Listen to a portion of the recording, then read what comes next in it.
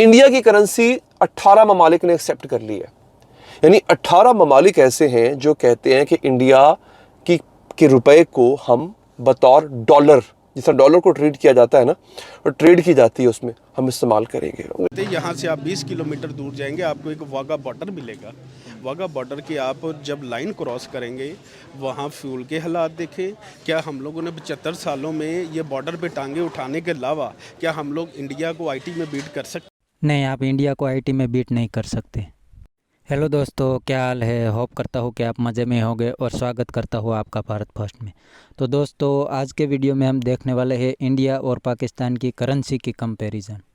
तो दोस्तों, पाकिस्तानी लोगों का कहना है कि इंडिया की करेंसी तो अब 18 से ज़्यादा मुल्कों में यूज़ हो रही है और पाकिस्तान की करेंसी से अच्छी तो बांग्लादेश और अफ़गान की करेंसी है। तो दोस्तों, वीडियो में आगे देखते हैं पाकिस्तानी लोगों का क्या रिएक्शन है। मेरा आज आपसे क्वेश्चन ये है, आज सैडली पाकिस्तान के अंदर ओपन मार्केट में डॉलर जो है वो 300 क्रॉस कर गया है। पेट्रोल प्राइस की अगर मैं आपसे बात करूं तो इकट्ठे 20 रुपये बढ़ाए गए हैं, 291 पे चला गया 270 के बाद। ये किस तरफ हालात जा रहे हैं? ये पाकिस्तान कहाँ जा रहा है सर? ये पाकिस्तान इस साइड में जा रहा है कि हमारी गवर्नमेंट चाहती है कि इस मुल्क में जो सफ़ेद पोश तबका था ना, वो तो हो गया ख़त्म। ठीक है। और जो रह गए थे ना गरीब, वो तो बिल्कुल ही ख़त्म हो गए हैं। अब इस मुल्क में दो चीज़ें रह गई हैं। पहले होता था एक गरीब, एक मिडिल क्लास और एक अमीर।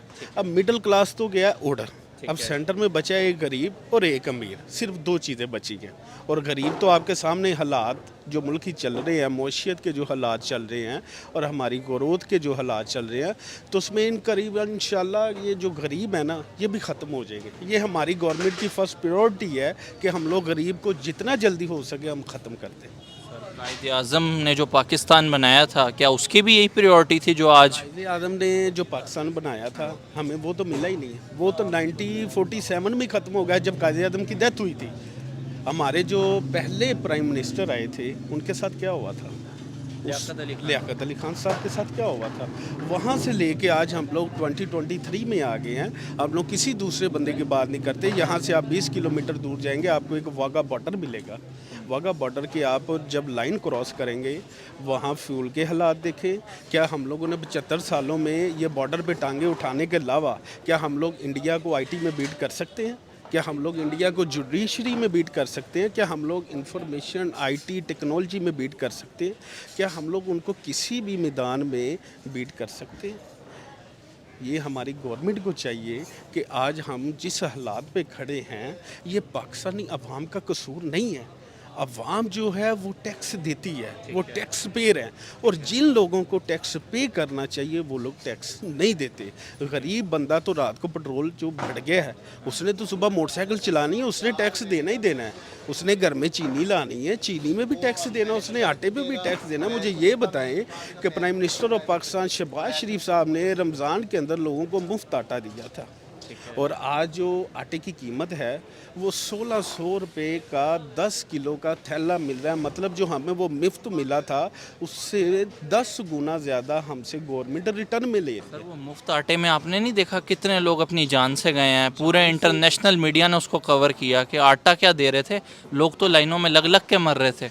आज दुनिया जहाँ पे तरक्की कर रही है, गवर्नमेंट जा रही है, पूरी दुनिया के आप निज़ाम को देखें, लोग आईटी की तरफ मूव हो रहे हैं। ठीक है। दुनिया अपनी ग्रोथ, जीडीपी को, अपने हेल्थ के निज़ाम को आप देख लें कि दुनिया कहाँ पे है। और हमें सिर्फ एक चीज़ के पीछे लगाया है कि मुफ्त आटा आपको वहाँ से मिलेगा। सस्ती चीनी लेनी है तो यूटिलिटी स्टोर पे जाओ। अगर आपके पास पैसे नहीं हैं तो आप मर जाएं, गवर्नमेंट को इसकी कोई फिक्र नहीं है। Sir, very interesting. आपने यहाँ पे हमारी नेबर कंट्री भारत का जिक्र किया, हेल्थ की आपने बात की।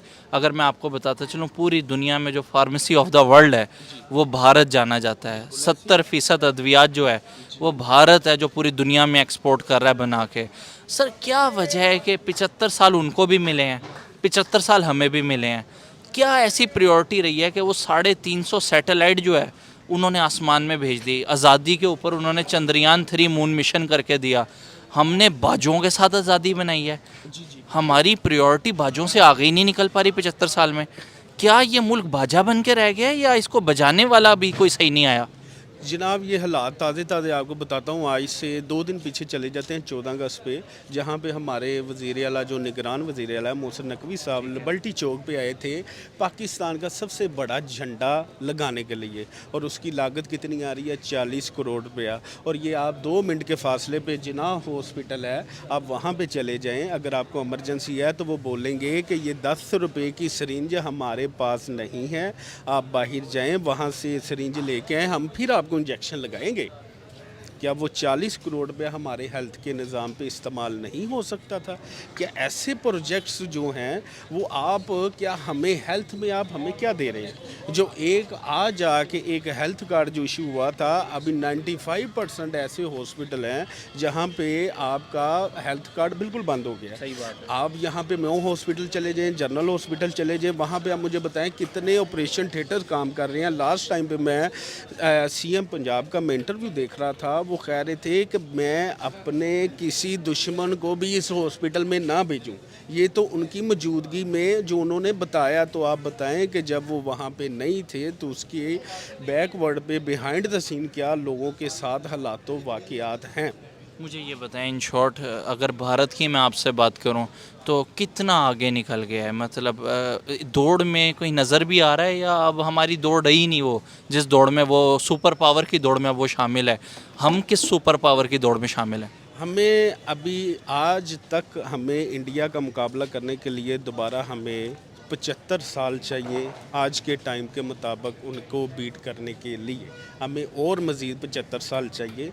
आज लास्ट टाइम कौमी असम्बली में ख्वाजा साद रफ़ीक साहब असम्बली में ख़ताब कर रहे थे और वो कह रहे थे कि जनाब हमें रेलवे को चलाने के लिए 40 साल चाहिए, हमारे पास तो पैसे ही नहीं है। कहता जी मैं तो वज़ीर आज़म साहब से पैसे मांग मांग के थक गया हूँ कि खुदारा थोड़े से पैसे दे दें, ये हादसा हो गया, इतनी कीमती जानों का जो ज़िया हो रहा है इसका ज़िम्मेदार कौन है? ये हाकिम वक्त की ज़िम्मेदारी होती है। गरीब से लेकर अमीर तक सबको आपने कानून और हुक्मरान, और इस मुल्क में आप कानून की बात करते हैं तो कानून की ऐसी दर्जियाँ उड़ी पड़ी हैं कि मैं पाकिस्तान का लॉ पढ़ता हूँ और जहाँ तक मुझे पता है मेरी नाकस राय के मुताबिक जितना सख्त कानून इस इस्लामी जमहूरिया पाकिस्तान का है, और सबसे ज़्यादा कानून तोड़ने वाले ही पाकिस्तानी हैं। तो दोस्तों, इंडिया की करेंसी अब धीरे धीरे डॉलर को रिप्लेस कर रही है और पाकिस्तान की करेंसी का ये हाल है। पाकिस्तानी करेंसी से अच्छी तो अफ़गानिस्तान की करेंसी है। तो दोस्तों, आज के लिए इतना ही। मिलते हैं नेक्स्ट वीडियो में। अगर आपको वीडियो पसंद आया है तो वीडियो को लाइक शेयर कीजिए और चैनल को सब्सक्राइब कर दीजिए। Thank you.